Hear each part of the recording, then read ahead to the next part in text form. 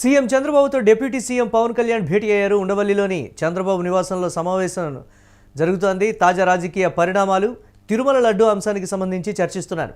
అలాగే రాజ్యసభ ఎన్నికలు, నియామక పదవులు, తిరుమల లడ్డు అంశానికి సంబంధించి జోరుగా చర్చ జరుగుతోంది. వైసీపీ వ్యూహాన్ని ఎలా తిప్పికొట్టాలనే దానిపై చర్చిస్తున్నట్లుగా కూడా తెలుస్తోంది. దీనిపై మరిన్ని అప్డేట్స్ మా కరెస్పాండెంట్ భరత్ అందిస్తారు. భరత్, డిప్యూటీ సీఎం పవన్ కళ్యాణ్, ముఖ్యమంత్రి చంద్రబాబు సమావేశం ఏంటి? రాజకీయపరమైనటువంటి అంశాలా లేకపోతే ప్రభుత్వపరమైనటువంటి అంశాలా? ఇటీవల రాష్ట్రంలో చోటు చేసుకున్నటువంటి పరిణామాలు కావచ్చు, వైఎస్ఆర్ కాంగ్రెస్ పార్టీ విషయంలో, అలాగే దీనికి సంబంధించి అంటే ఇటు టీడీపీ ఎమ్మెల్యేల విషయంలో, జనసేన ఎమ్మెల్యేల విషయంలో కూటమి ప్రభుత్వం మీద వస్తున్నటువంటి పర్టికులర్గా వస్తున్నటువంటి ఆ విమర్శలకు సంబంధించి కూడా డిస్కషన్ నడుస్తున్నట్లుగా కూడా తెలుస్తుంది. ఏంటి అప్డేట్స్? ఎలా చూడాలంటారు ఈ భేటీని? Good morning Murali. ఏదైతే ఆంధ్రప్రదేశ్ ముఖ్యమంత్రి చంద్రబాబు నాయుడుతో పాటుగా డిప్యూటీ సీఎం పవన్ కళ్యాణ్ కీలక భేటీ సిద్ధమయ్యారని చెప్పొచ్చు. ఆల్రెడీ కీలక భేటీ కొనసాగుతుంది. తాజా రాజకీయ పరిణామాలతో పాటుగా రాజ్యసభ స్థానిక సంస్థలకు సంబంధించినంత వరకు కానీ, రాజ్యసభ ఎన్నికలకు సంబంధించి కానీ, స్థానిక సంస్థల ఎన్నికలకు సంబంధించి కానీ కేబినెట్ విస్తరణతో పాటుగా తిరుపతి లడ్డు వ్యవహారం ఏదైతే గత 5 రోజుల నుంచి కూడా తీవ్ర స్థాయిలో వైసీపీయా టీడీపీ అనే స్థాయిలో వారు జరుగుతున్నటువంటి నేపథ్యంలో దానికి సంబంధించినంత వరకు కూడా కీలక నిర్ణయాలు తీసుకునే అవకాశం ఈ భేటీలో కనిపిస్తా ఉందని చెప్పొచ్చు. మరి ముఖ్యంగా రాజ్యసభకు సంబంధించినంత వరకు వ్యవహారానికి సంబంధించి రాజ్యసభ స్థానాలు ఏదైతే జూన్ నాటి ఖాళీ అవుతున్నటువంటి నేపథ్యంలో ఎవరికి పంపించాలనే అంశంతో పాటుగా మరొక 45 రోజుల్లో స్థానిక సంస్థలకు సంబంధించినంత వరకు ఏదైతే గ్రేటర్ విశాఖ మున్సిపల్ కార్పొరేషన్ కానీ, స్థానికంగా ఉన్నటువంటి సర్పంచులు కానీ, వీళ్ళందరూ కూడా మరొక 40 రోజుల్లో వీళ్ళ కాలపరిమితి ముగిసిపోతున్నటువంటి నేపథ్యంలో స్థానిక సంస్థల ఎన్నికలకు సంబంధించినంత వరకు వెళ్తే ఎలా ఉండబోతా ఉంది, స్థానిక సంస్థల ఎన్నికల నిర్వహణకి అనుకూలమైనటువంటిదా లేదనుకుంటే ఎలా ఉందనే దానిపై కూడా చర్చించే అవకాశం కనిపిస్తా ఉంది. దాంతో పాటుగా కేబినెట్ విస్తరణకు సంబంధించినంత వరకు మరీ ముఖ్యంగా చాలా కొంతమంది ఆశావాహులు ఎవరైతే ఉన్నారో కేబినెట్ విస్తరిస్తారంటూ కూడా చాలా కాలం నుంచి వెయిట్ చేస్తున్నటువంటి నేపథ్యం, 20 నెలల నుంచి కూడా ఈ నేపథ్యంలో విస్తరణకు సంబంధించి కూడా కీలక నిర్ణయాలు తీసుకునే అవకాశం ఈ భేటీలో కనిపిస్తా ఉందని చెప్పొచ్చు. సీఎం కి సంబంధించినంత వరకు కూడా పూర్తిగా లడ్డు వ్యవహారానికి కూడా ఏదైతే టీడీపీ వైసీపీ మధ్యన మాటల యుద్ధం కాస్త చేతరికి చేరడం, మరీ ముఖ్యంగా వైసీపీ దాన్ని డిఫెన్స్ చేసుకున్నటువంటి తరుణంలో దీన్ని ఎలా తిప్పుకొట్టాలనే అంశంపై కూడా కీలకంగా చర్చలు జరిగే అవకాశం అయితే కనిపిస్తా ఉందని చెప్పొచ్చు. 4 రాజ్యసభ స్థానాలకు సంబంధించినంత వరకు కూడా కీలకంగా టీడీపీ నుంచి కానీ, మరొక వైపు జనసేన, బీజేపీకి సంబంధించి సీట్ల కేటాయింపు, టీడీపీకి సంబంధించినంత వరకు 2 స్థానాలు, వైసీపీ బీజేపీకి 1, అదేవిధంగా జనసేనకు 1 అనేది దక్కే అవకాశం ఉండబోతున్నటువంటి నేపథ్యంలో ఎవరికి ఇవ్వాలనే దానిపై కూడా పూర్తిగా చర్చలు జరిగే అవకాశం అయితే కనిపిస్తా ఉందని చెప్పొచ్చు. మరొక వైపు ఏదైతే గుంటూరు వ్యవహారంలో కానీ మాజీ మంత్రులు వ్యవహరించిన తీరుకు సంబంధించినంత వరకు ఈవేళ జరుగుతున్నటువంటి రియాక్షన్స్ పై కూడా పూర్తిగా చర్చించే అవకాశాలు కనిపిస్తా ఉన్నాయని చెప్పొచ్చు. ఎందుకంటే ఒక టీడీపీ కూటమి ప్రభుత్వం అధికారులు ఉన్నప్పుడు టీడీపీ ఒక్కటే డిఫెన్స్ చేస్తున్నటువంటి పరిస్థితి, టీడీపీ కార్యకర్తలు రోడ్డు మీదకి రావడం, టీడీపీకి సంబంధించినంత వరకు కూడా ఉన్నటువంటి వాళ్ళే ఈ లడ్డు వ్యవహారం పైన పూర్తిగా ప్రస్తావిస్తున్నటువంటి పరిణామం. ఈ నేపథ్యంలో ఎలా స్పందించాలి, అసలు వైసీపీని ఎలా డిఫెన్స్ చేయాలని దానిపై కూడా కీలకంగా మాట్లాడే అవకాశాలు అధికంగా కనిపిస్తున్నటువంటి పరిస్థితి కనిపిస్తా ఉంది. దాంతో పాటుగా రాష్ట్ర వ్యాప్తంగా కూడా తీవ్ర దుమారం చెలరేగినటువంటి పరిస్థితి. శాంతి భద్రతలకు సంబంధించినంత వరకు కానీ, ఒకవైపు పార్టీకి సంబంధించినంత వరకు కానీ పార్టీ ప్రతిష్ట దిగజారే అంశంగా వెళ్తున్నటువంటి తరుణంలో ఎటువంటి నిర్ణయాలు తీసుకోవాలనే దానిపై కూడా కీలక భేటీ జరిగే అవకాశం అయితే కనిపిస్తా ఉందని చెప్పొచ్చు. ఇలా జగన్మోహన్ రెడ్డి పర్యటన కూడా ఉంది వాళ్ళ. సో దానికి సంబంధించి కూడా జోరుగా చర్చ జరుగుతున్నట్లుగా తెలుస్తుంది. అంటే డిప్యూటీ సీఎం భేటీ అయ్యారు అని అంటే పర్యటన నేపథ్యంలో చోటు చేసుకోబోయేటువంటి పరిణామాల, వైసీపీ అధినేత పర్యటిస్తూ ఉండడంతో దీనికి సంబంధించి రాజకీయ ప్రాధాన్యత దక్కడం కావచ్చు, మొత్తం స్టేట్ అటెన్షన్ అంతా కూడా అటు డైవర్ట్ అవబోతోంది అనేటువంటి ఒక ఉద్దేశంతో కూడా వారు భేటీ అయ్యారనేటువంటి మాట. అంటే ఈరోజు ఏ విధంగా ఉండబోతోంది అనేటువంటి సమాచారం, దీన్ని ఎలా చూడాలంటారు భరత్? అది ఖచ్చితంగా రాజకీయాలకు సంబంధించినంత వరకు కూడా జగన్మోహన్ రెడ్డి వ్యవహారానికి సంబంధించి పూర్తిగా స్టైల్ అంతా కూడా మారిపోయే పరిస్థితి ఉంటుంది. ఇప్పటికే మాజీ మంత్రి గుడివాడ అమర్ గాని, రాజమండ్రిలో ఉన్నటువంటి కొంతమంది ఎవరైతే ఎమ్మెల్యేలు కానీ వీళ్ళందరినీ కూడా నిర్బంధానికి సంబంధించి కానీ, మరొక వైపు మాజీ మంత్రి అంబటి రాంబాబు, జోగి రమేష్ లీలపై దాడి, ఈ నేపథ్యంలో జగన్మోహన్ రెడ్డి పర్యటన, ఇదంతా కూడా డైవర్షన్ పాలిటిక్స్ మాట పక్కన పెడితే ఖచ్చితంగా అటెన్షన్ అనేది, ప్రజల అటెన్షన్ ఖచ్చితంగా మారిపోయే అవకాశం ఉండే పరిస్థితి ఉంటుంది.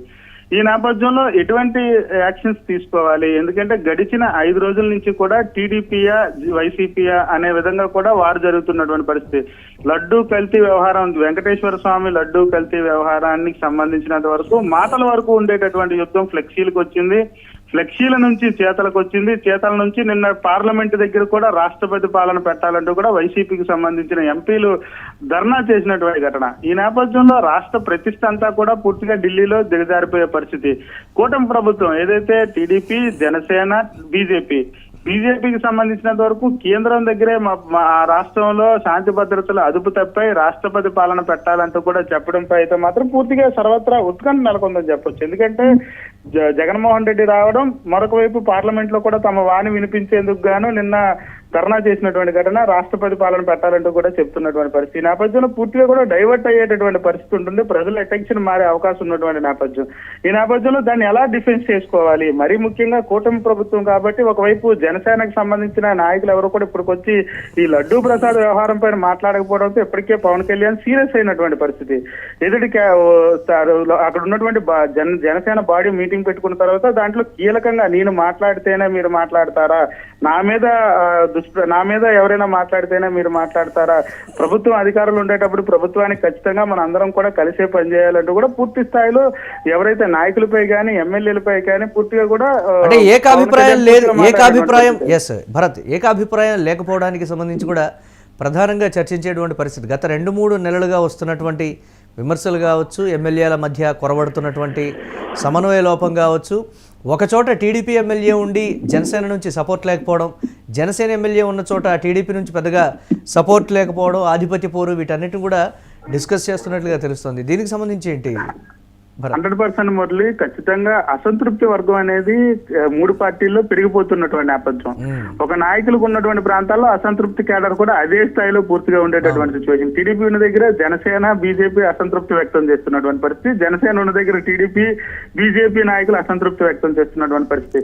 వాళ్ళందరినీ కూడా ఎలా ప్రసన్నం చేసుకోవాలి మాట పక్కన పెడితే, రాష్ట్రంలో ఉండేటటువంటి పరిస్థితులంతా కూడా 20 నెలల్లో పూర్తిగా కూడా డైవర్షన్ పాలిటిక్స్ వైపు వెళ్ళిపోతున్నటువంటి సిచ్యువేషన్ కనిపిస్తా ఉంది. మరీ ముఖ్యంగా 40 రోజుల్లో స్థానిక సంస్థలకు సంబంధించినంత వరకు గడువు ముగుస్తున్నటువంటి పరిస్థితి, ఎన్నికలకు సంబంధించినంత వరకు వెళ్లాల్సినటువంటి పరిస్థితి ఉన్నటువంటి నేపథ్యం. ఈ నేపథ్యంలో ఎన్నికలకు వెళ్తే 3 పార్టీలు సమన్వయంతో పోటీ చేసే అవకాశం ఉండబోతా ఉన్నదా, లేదనుకుంటే ఏ స్ట్రాటజీ ఫాలో అవ్వబోతున్నారు అనే దానిపై కూడా చర్చ జరిగే అవకాశం, చర్చ జరగాల్సిన అవసరం కూడా ఎంతైనా ఉందని చెప్పొచ్చు. కూటమి పార్టీకి సంబంధించినంత వరకు కూటమిలో అంతర్గత విభేదాలతో పాటుగా అసంతృప్తి వర్గం కూడా బహిర్గతం అవుతున్నటువంటి పరిస్థితి. మరీ ముఖ్యంగా బొలిశెట్టి సత్యనారాయణ లాంటి వ్యవహారాలు డైరెక్ట్ గా మీడియా ముఖంగా కూడా చెప్పేటటువంటి పరిస్థితి. మాకు టీడీపీ వాళ్ళతో పడట్లేదు, మా నియోజకవర్గంలో మాకు ఏం జరగలేదు అంటూ కూడా కొంతమంది నాయకులు మీడియా ముఖంగా వచ్చి చెప్పడం, దాంతో పాటుగా కొన్ని అంశాలపై కనీసం కూటమిలో ఉన్నటువంటి ఇటువైపు జనసేన కానీ మరొక వైపు బీజేపీ కానీ స్పందించలేనటువంటి పరిస్థితి.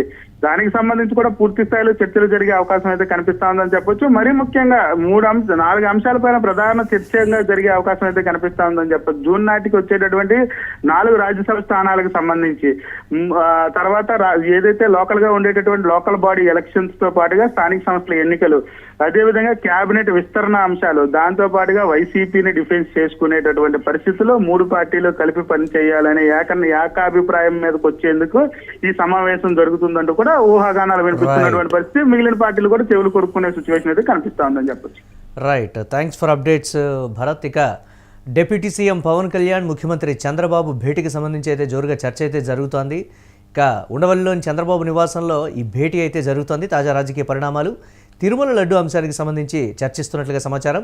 రాజ్యసభ ఎన్నికలు, నియామక పదవులు, తిరుమల లడ్డు అంశానికి సంబంధించి చర్చ, అలాగే వైసీపీ వ్యూహాన్ని ఎలా తిప్పికొట్టాలనే దానిపై కూడా చర్చిస్తున్నట్లుగా తెలుస్తోంది. ఈరోజు జగన్మోహన్ రెడ్డి పర్యటన ఉన్నటువంటి నేపథ్యంలో ఈ ఇరువురి భేటీ కూడా ప్రాధాన్యత సంతరించుకున్నటువంటి పరిస్థితి ఉంది. దీనికి సంబంధించి అలాగే నియోజకవర్గాల్లో సమన్వయ లోపంతో పనిచేస్తున్నటువంటి క్యాడర్ విషయంలో కావచ్చు, అసంతృప్త నేతల విషయంలో కావచ్చు, ఇరువురు అధినేతలు కూడా ఒక అవగాహనకు వచ్చేటువంటి పరిస్థితి ఉంది. క్యాడర్ని బుజ్జగిస్తారా లేకపోతే పిలిపించి మాట్లాడతారా అనేది కూడా ఒకంత ఉత్కంఠగా మారినటువంటి పరిస్థితి ఉంది.